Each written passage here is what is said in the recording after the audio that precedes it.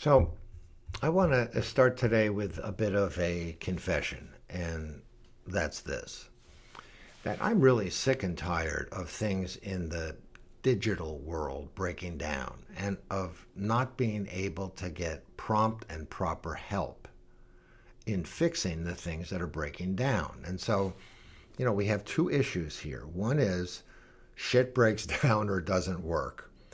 And the second is you can't get proper help. And the result in each case is a feeling of helplessness. And when stuff doesn't work and you can't get any help fixing that stuff, then the helplessness gets increased exponentially. And, the digital world, at least my digital world, includes the usual suspects, my computer, my cell phone, my iPad or tablet, but also I'm including websites that don't work well or are confusing, the speed of my internet connections, the challenges that seem endless of dealing with spam and security alerts and malware and phishing and compromised credit cards. You all know what I'm talking about, I think. And then I'll add to these greatest hits my clumsy 72-year-old thumbs and fingers that can't text anyone without a typo, it seems, in every other word. The devil really is in the details. I mean, just this morning, my wife asked me if I'd heard back from someone I had emailed. And I couldn't find the email I sent on my phone, at least, much less a response. And, this was kind of a small but embarrassing example of my own, what one would call digital illiteracy. Something that my 17-year-old niece would have been able to find and solve in about 3.5 seconds. And if this is called digital literacy, I guess I'm sitting in a class with the slow kids. As the world, our world becomes more and more complicated, we rely more and more on technology to get through it. And so these breakdowns create more and more suffering, I think. So, for instance, let's say you're on a customer service call, you're a customer service line with Comcast because your internet connectivity has slowed down too much.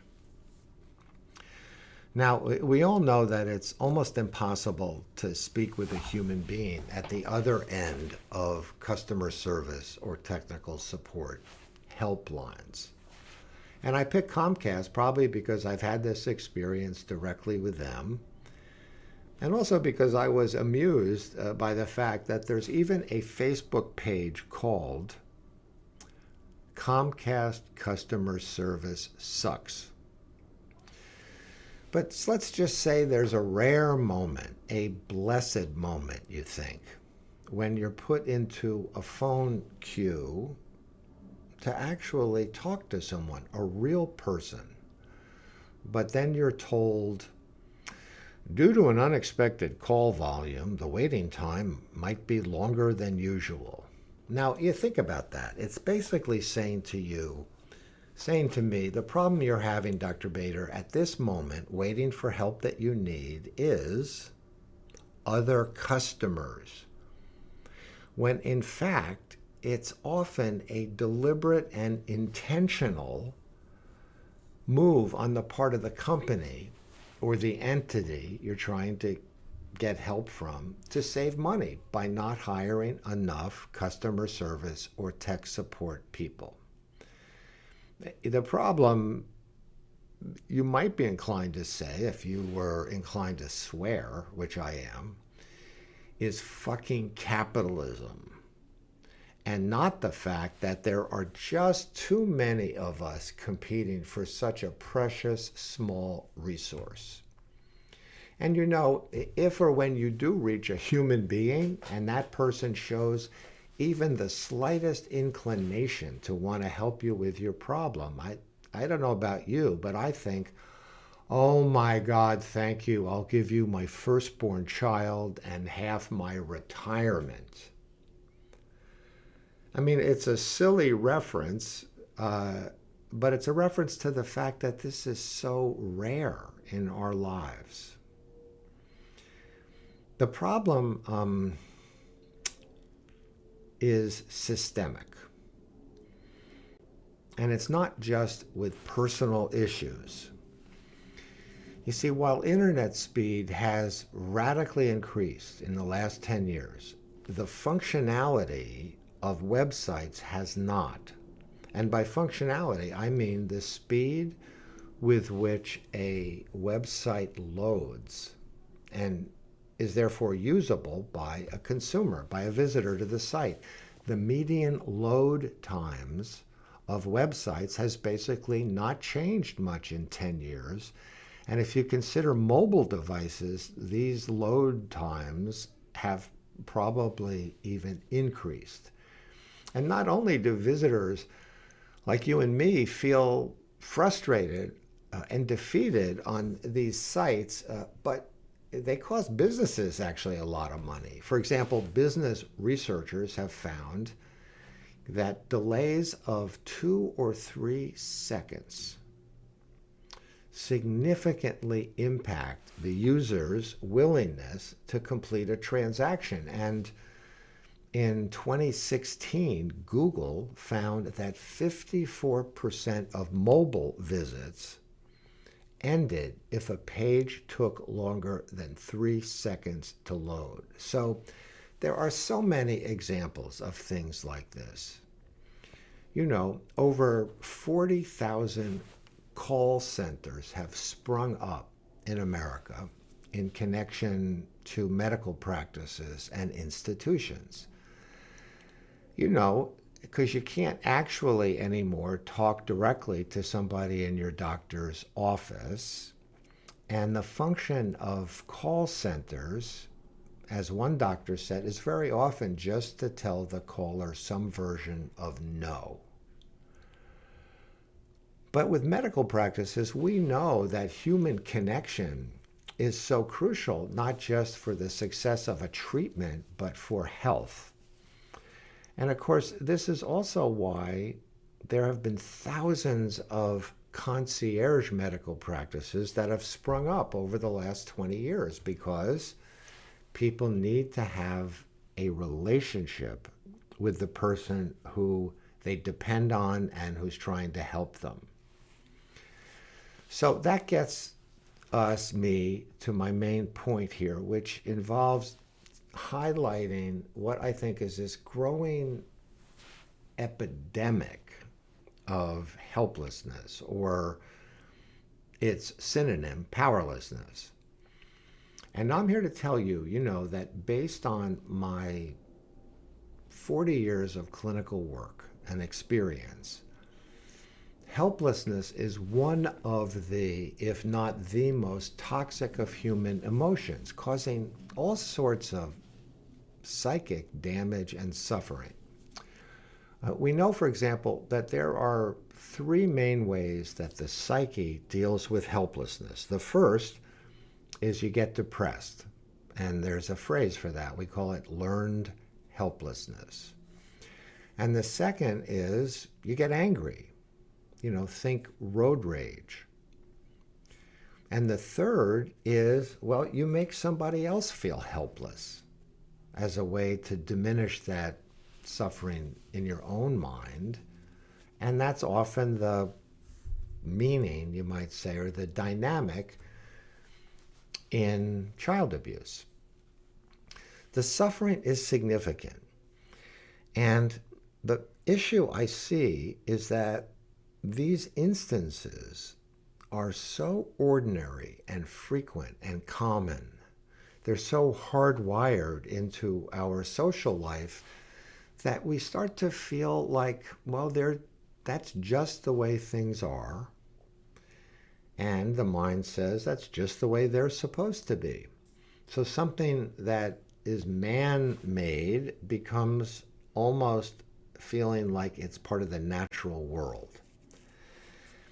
And, you know, some people have said to me about this that I am indulgently kind of bitching about what they refer to in a derogatory way as a first world problem. Now, I'll admit that I hate the idea that someone would think of my own pain and suffering as a first world problem. I mean, obviously, it discredits my distress, doesn't do us a damn bit of good.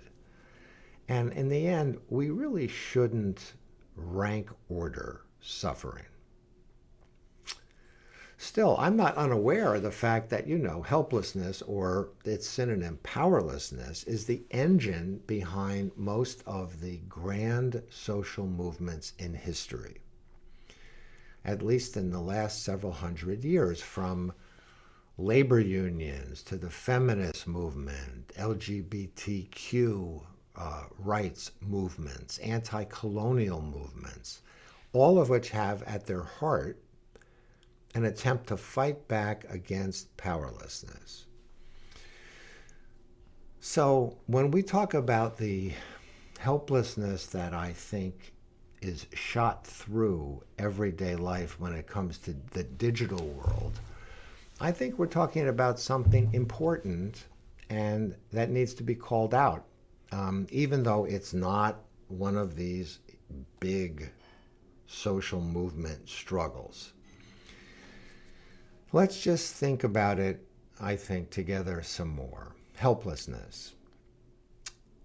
There's just two things that are happening.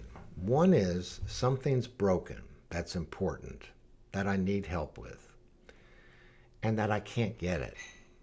And that's the essence of helplessness, isn't it? I mean, in my view, you could even say this harkens back to early childhood, doesn't it? I mean, when our needs for help and protection and caretaking, support, we cannot provide for ourselves. We depend on our families and our parents to give it to us. And today, all the places that we think we need help from are so often indifferent to our needs. And there was a famous experiment done decades ago by a psychologist, Edward Tronick. It's called the still face experiment. And I think it's relevant here to talking about the psychology of helplessness and the twin problem of being unable to get help and the effect of that on us. So the experiment went like this. Tronick and his colleagues had a mother and her child, let's say a 1.5, 2-year-old child, play together in a room, observe through a one-way glass as usual. But what he noticed was, and every parent knows this, that the conversation and play between mother and child is facial expressions, mirroring, and the choreography of play is registered through the face. So mother and child are playing in this way, and then Tronick asks the mother to make her face still, flat, not mean, not angry, just not responsive. And then he observes what happens to the baby. And what happens is, and this won't surprise you probably, the child gets agitated and increases his or her attempts to engage the mother, then gets angry and protests, and then eventually the child gives up and just resigns. And then it's very moving experiment. And then Tronick invites the mother to start talking to the baby again, and the same old thing happens. The baby comes back alive. So here's the thing. I think this happens in social life at a different level with us, with adults all the time. I think Comcast is a still face. And I think technical support functions are a still face. And I think government bureaucracies are still faces. I think that this is something that goes on all the time, and I think it needs to be called out and confronted, and that companies that are really important in our everyday worlds of medicine and retail, banking, finance, all of these things need to be forced to provide adequate support and service and penalized if they don't. And now, finally, in closing today, I've heard from people that the answer is, come on, Bader. The answer is we shouldn't become slaves to our devices. And we need to tolerate more what we don't know. And maybe there's a little bit of truth that we should learn to tolerate what we can't control better. But the causes of this problem are not of our making. And don't we have the right to expect to be taken more seriously by institutions that, in my view, in this very particular way, are actually abusing us? I think we do.